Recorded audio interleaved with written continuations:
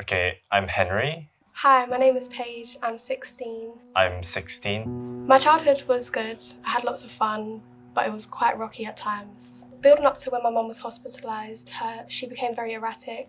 We didn't really know what was going on. She wasn't herself. It was more like a gradual shift in time, but probably when she first checked into the mental ward, it really clicked, you know. My great-gran had just died. It was just very sudden. We didn't know what was going on.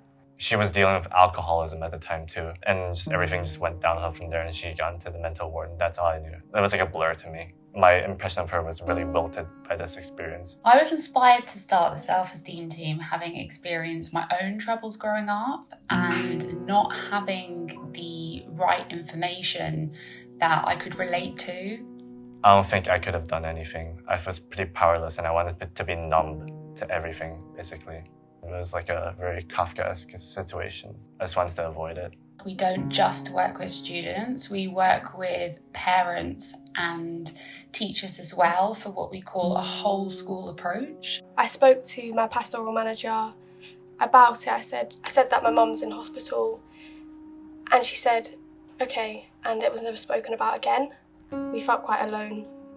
I guess I didn't really see her as like a really strong person. Like she was more human, more flawed to me. My dad, he was always quite frantic, and he didn't really treat the situation well, I don't think. There can often be what's called role reversal. So the child becomes the parent and the parent becomes the child.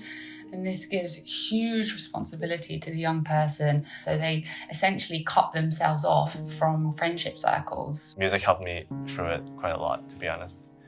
I would just hide in my bedroom and stuff, and like, you know, my parents were constantly arguing, so I'd hear sounds of them arguing outside. I didn't enjoy being at school. I was constantly worrying, and I started to have lots of days off. I'd say I wanted to be in school more, because like I kind of wanted to run away from my home life, and like I wanted to be involved in school affairs more.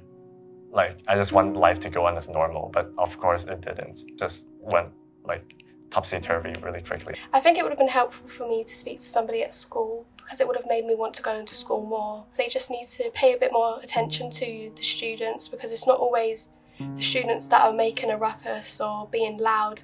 It's sometimes the students who don't say anything at all. So many people suffer in silence or slip under the radar and aren't recorded. I just wanted people to think that I was having a normal life. So I just kept all these feelings bottled inside of me and just suppressed them.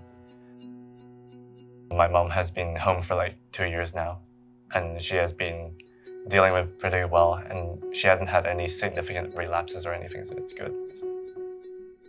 I don't think I'll ever like fully comprehend what happened, but I think I'm more aware of, you know, her situation and like the full scope of it. I was really relieved when I got the call saying that my mum was home. She contacted her doctors and said, would they be able to speak to us? For me, it helped to speak to somebody, because I was able to say things that I didn't realise I was thinking.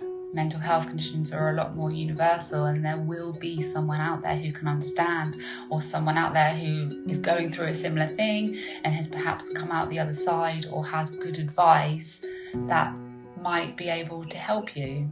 I think it's a good thing I see my mom as more human, although you know, the crisis wouldn't be the best way of teaching that to me, you know. I think my mum's experience has taught me to take a step back and think about myself more, not to be so selfless.